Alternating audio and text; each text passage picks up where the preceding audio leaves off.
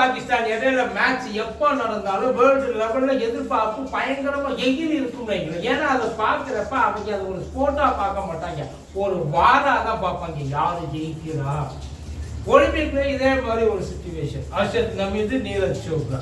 ஹர்ஷத் நமீது வந்து பாகிஸ்தானி, நீரஜ் சோப்ரா வந்து இந்தியா. ஹர்ஷத் நமீது ஒரு இஸ்லாமியர், நீரஜ் சோப்ரா ஒரு ஹிந்து. இதுல ஹர்ஷத் நமீது வந்து ஜெயிச்சுட்டாரு. ஒரு 93 மீட்டர் தூக்கி எரிஞ்சிருக்காப்புல அப்படியே மனுஷன் ஈட்டியா. இந்த பக்கம் நீரஜ் சோப்ரா ஒரு 90 கிட்டத்தட்ட அந்த ரேஞ்சில் வந்து வீசியிருக்காப்புன்னு வைங்களேன். ஆக மொத்தம் அவர் ஃபர்ஸ்ட், இவர் செகண்ட். அவருக்கு கோல்டு மெடல், இவருக்கு சில்வர் மெடல். இந்த 2 மேட்சையும் பார்க்குறப்ப பாகிஸ்தான் அந்த பக்கம் பயங்கரமா கொண்டாடுறாங்க, அதாவது எங்க புள்ள ஜெயிச்சிருச்சு அப்படின்ட்டு.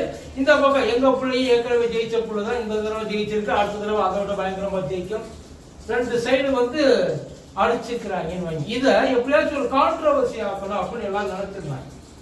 உண்மை அதான். நீரஜ் சோப்ராவையும் ஹர்ஷத் நமீதையும் வச்சு ஏதாச்சும் ஒரு இந்த பக்கம் அந்த பக்கமும் வேலை பார்த்தாங்க, இந்த பக்கமும் வேலை பார்த்தாங்க. 2 பேரும் சும்மாலாம் கிடையாது, போட்டி போட்டு வேலை பார்த்தாங்க. ஆனா அது எல்லாத்தையும் ஒட்டு மொத்தமா உடச்சு தள்ளிட்டாங்க.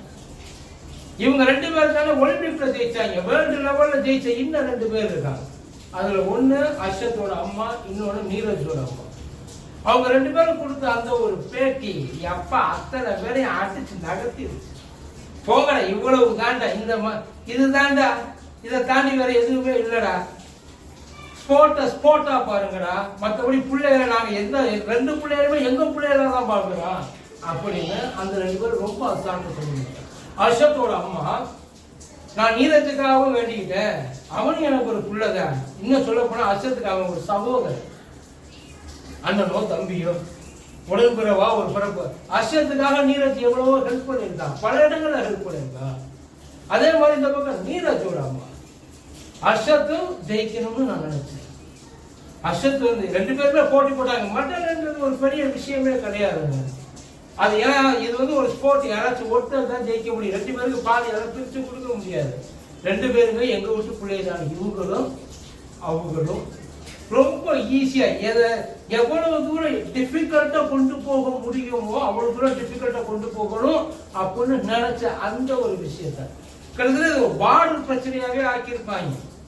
அந்த விஷயத்த ரொம்ப அசால்ட்டா இந்த 2 அம்மாக்களும் சேர்ந்து கரப்பாம்பூச்சி அடிக்கிற மாதிரி அடிச்சு தூக்கி போட்டாங்க. ஓ, இதையெல்லாம் தூக்கிட்டு எங்க கிட்ட வராது. அவங்க 2 பேர் இருந்தாங்க. நினைச்சு பாருங்க, இந்த ஒரு நினைப்பு உள்ளுக்குள்ள, அதாவது இப்படி ஒரு அந்த தாட் அவ்வளவு சீக்கிரம் வரவே வராதுங்க.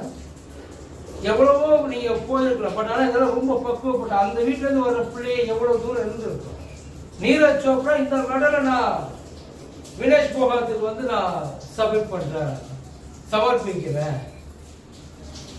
அவங்களுக்குள்ள எந்த விதமான பாகுபாடும் இல்லை. ஏன்னா அவங்க ஸ்போர்ட்டா தான் பாக்குறாங்க.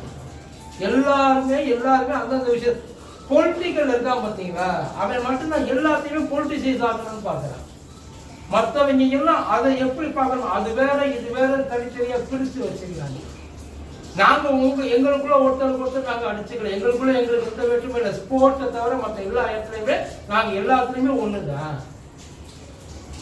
அவங்க அடிச்சுக்கிறாங்க, இவங்களை வச்சு அவங்க அடிச்சுக்க பாக்குறாங்க. எல்லா இடத்துலயும் இந்த பிரச்சனை.